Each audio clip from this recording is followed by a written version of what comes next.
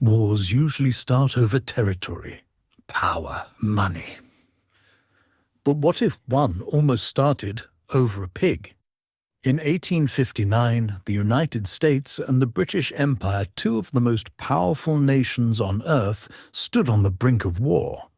Not over gold, not over politics, but because one pig ate the wrong potatoes. It sounds like a joke, however. Troops were deployed, warships arrived, muskets were loaded, and all because of one very unlucky pig. This is the strange but true story of the Pig War, a standoff with no shots fired, no human deaths, and just one casualty. But beneath the absurdity lies a real story of fragile borders, big egos, and how two empires nearly turned a tiny island dispute into a full-blown war. In the early 1800s, the United States and Britain were locked in a quiet but serious contest for influence over North America's Pacific Northwest. The US was a young nation, full of ambition and driven by a popular belief called manifest destiny, which was a 19th century belief that the United States was destined by God to expand its dominion across North America. The idea was simple but powerful. Americans believed it was their divine right, maybe even their duty, to expand westward across the continent, from the Atlantic to the Pacific. Every bit of unclaimed or loosely claimed land was seen as an opportunity to fulfill that destiny. At the same time, Britain had firm control over large portions of what we now call Canada, and they weren't interested in giving up any ground. In fact, British influence stretched all the way to the Pacific coast through the powerful Hudson's Bay Company. This company wasn't just a trading post, it was a colonial machine backed by the British Crown. It had forts, employees, trade routes, and thousands of square miles under its economic control. One area in particular was the Flashpoint, a vast, rugged region known as the Oregon Country. This wasn't just the modern-day state of Oregon. It included what's now Washington, Idaho, parts of Montana and Wyoming, and even reached well into British Columbia. Both the US and Britain claimed the whole thing. Now, this could have turned violent. Actually, it nearly did. The War of 1812 had already pitted the two countries against each other. And in the 1830s, another border dispute on the other side of the continent called the Aroostook War almost sparked real fighting between British Canada and the US in what is now northern Maine. Thankfully, that conflict was settled diplomatically, but the memory of those close calls was still fresh. So, in 1846, with tensions high but neither side wanting another war, the United States and Britain signed the Oregon Treaty. It was meant to draw a clear line literally between American and British territory. The treaty drew the boundary at the 49th parallel, a straight line that stretched from the Rocky Mountains all the way to the Pacific Ocean. From the Rockies westward, the agreement was straightforward. But the problem came when the line reached the coast and met the water. That's when things started to fall apart. See, the treaty's language got a little fuzzy at this point. It said that the boundary should continue to the middle of the channel which separates the continent from Vancouver's Island. At first glance, this might seem simple. But geography had a twist in store. There wasn't just one channel that separated the mainland from Vancouver Island. There were two. To the west was the Harrow Strait, a deeper, more navigable body of water that was closer to the open ocean. To the east was the Rosario Strait, a slightly more sheltered, more inland channel.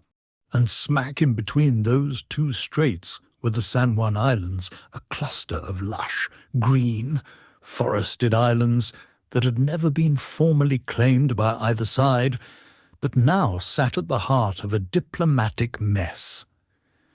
These islands weren't massive in size, but they were significant in terms of location and symbolism. Whoever controlled the islands would effectively control the gateway to Puget Sound and the greater inland waterways of the Northwest. Each country interpreted the treaty in its own favor. The Americans insisted that the channel referred to the Harrow Strait, putting the San Juan Islands squarely in U.S. territory. The British, meanwhile, argued that the channel was the Rosario Strait, giving the islands to them. Both arguments had some merit, and neither side was willing to budge. This wasn't just a matter of pride.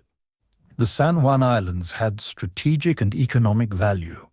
The Hudson's Bay Company, under British charter, had already established a presence there. They had a large sheep farm on San Juan Island itself, complete with herders, buildings, and flocks of livestock. Meanwhile, American settlers, believing the land was theirs, were beginning to move in as well, setting up homesteads, planting crops, and claiming property. The lack of clarity in the treaty meant that there was no official authority on the islands. There was no clear government, no established law enforcement, and no consensus on who was actually in charge. This created a weird, tense kind of limbo. British and American citizens were living side by side on the same land, but under different flags and legal systems, with no final decision in sight. And while diplomats in Washington and London occasionally brought up the issue, it was mostly allowed to simmer on the back burner, until a black pig wandered into the wrong potato patch in the summer of 1859. It sounds absurd, but that pig would become the spark that ignited one of the strangest military standoffs in American history. The pig belonged to Charles Griffin, an Irishman employed by the British-run Hudson's Bay Company. Griffin managed a sheep farm on San Juan Island, and along with his flock, he kept a few pigs that roamed the land freely.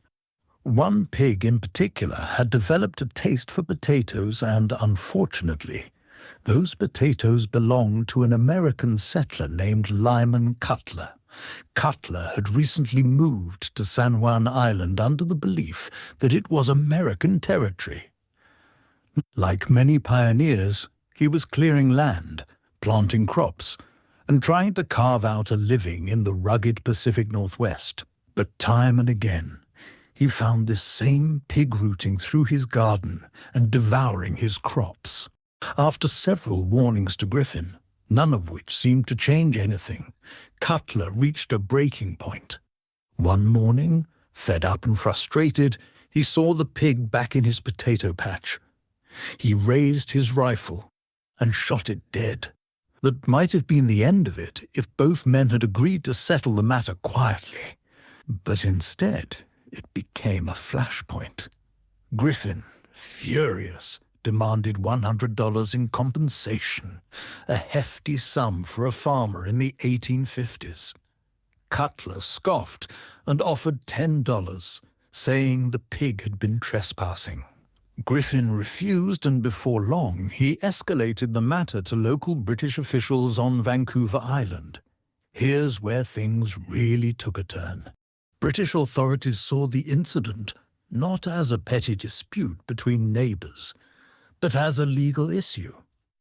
From their point of view, Griffin was a British subject, the pig was British property, and Cutlar had killed it on British soil. Therefore, Cutlar could be arrested for destroying property.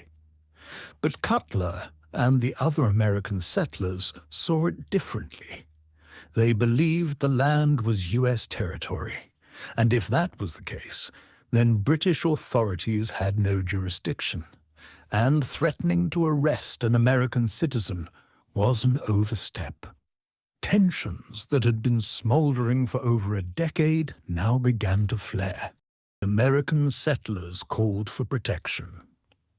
Their appeal made its way to General William S. Harney, the U.S. military commander in the Pacific Northwest. Harney was known for his combative approach to diplomacy, and he didn't hesitate. Viewing the situation as an opportunity to assert U.S. sovereignty, he ordered a military presence on the island.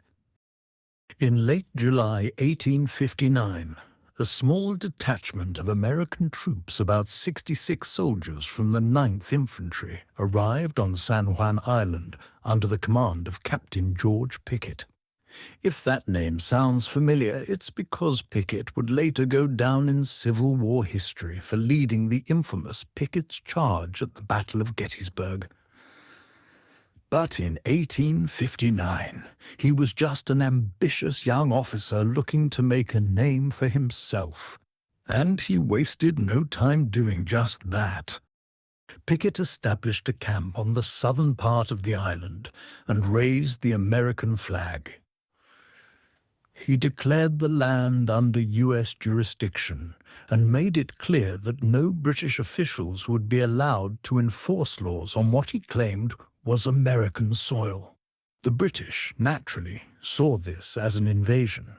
In response, they dispatched 3 Royal Navy warships, HMS Satellite, Plumper and Tribune, to the island. These were not idle vessels. Each was armed with heavy cannons and fully crewed. They dropped anchor just off the coast, within striking distance of the American encampment. Suddenly, what had started as a dispute over a pig had turned into a full-blown military standoff. By mid-August, the number of American troops on the island had grown to over 400. The British had even more personnel aboard their ships. The two sides were now in a high-stakes face-off. Muskets were loaded, cannons were aimed, and no one was quite sure what would happen next. Both sides were under strict orders not to fire unless fired upon. But with soldiers camped out under such tense conditions, accidents or rash decisions were very real dangers.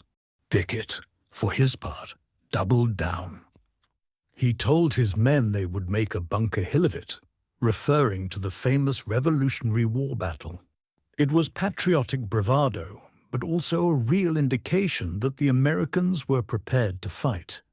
The British, meanwhile, were being led by Admiral Robert Baines, who had his own reservations about escalating the conflict.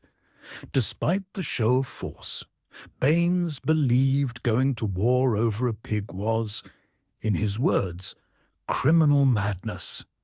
Thankfully, cooler heads prevailed. News of the standoff eventually reached both Washington and London, and alarm bells went off in both capitals. The United States was already facing rising tensions at home. The Civil War was only 2 years away, and the last thing the government wanted was an international crisis. The British, still smarting from earlier disputes, and not eager to provoke a war across the ocean, also preferred diplomacy. So the U.S. sent a seasoned negotiator, General Winfield Scott. Scott was one of the most respected military figures in American history, a veteran of the War of 1812 and the Mexican-American War. He arrived in September 1859 with a simple goal: de-escalate the situation.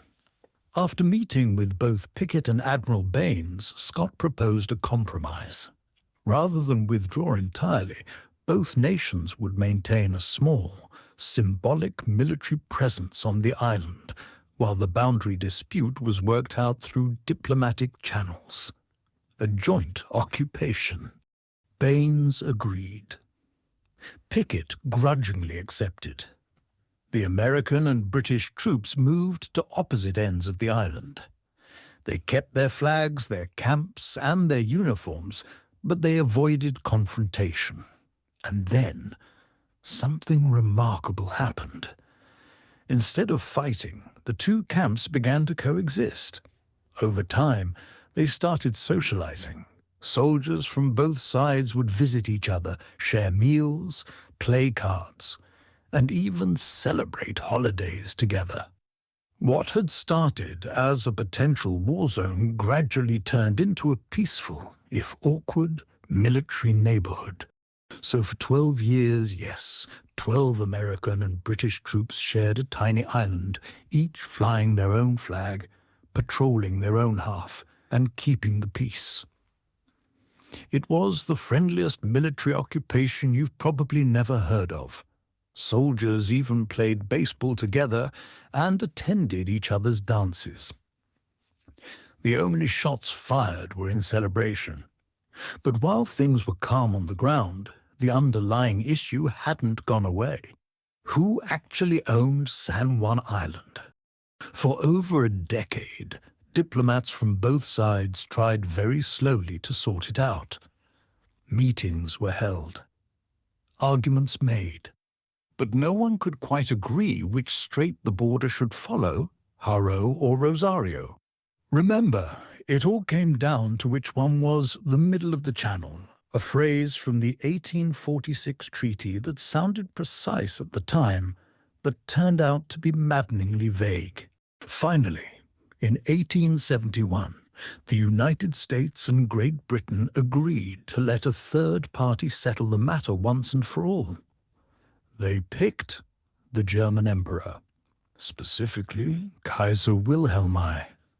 That's right, to end this standoff, they handed the decision to a man who had absolutely nothing to do with the original dispute. But he was considered a neutral and respected figure at the time, so both sides agreed to abide by whatever he ruled. An international commission was formed. Maps were drawn, arguments presented. And in 1872, after a year of deliberation, the Kaiser delivered his verdict. The San Juan Islands belonged to the United States. And just like that, the Pig War, a conflict sparked by a single unlucky animal, ended not with gunfire, but with diplomacy, card games, and a decision handed down from across the Atlantic. Today, San Juan Island is part of Washington State, a peaceful place once poised to become a battleground between empires. History doesn't always hinge on grand battles. Sometimes it's the small moments an overzealous settler, a wandering pig, and a few level heads that keep the world from tipping into chaos. Thanks for watching. If you enjoyed this story, hit like, subscribe, and tap the bell so you never miss a strange moment from history that almost changed everything.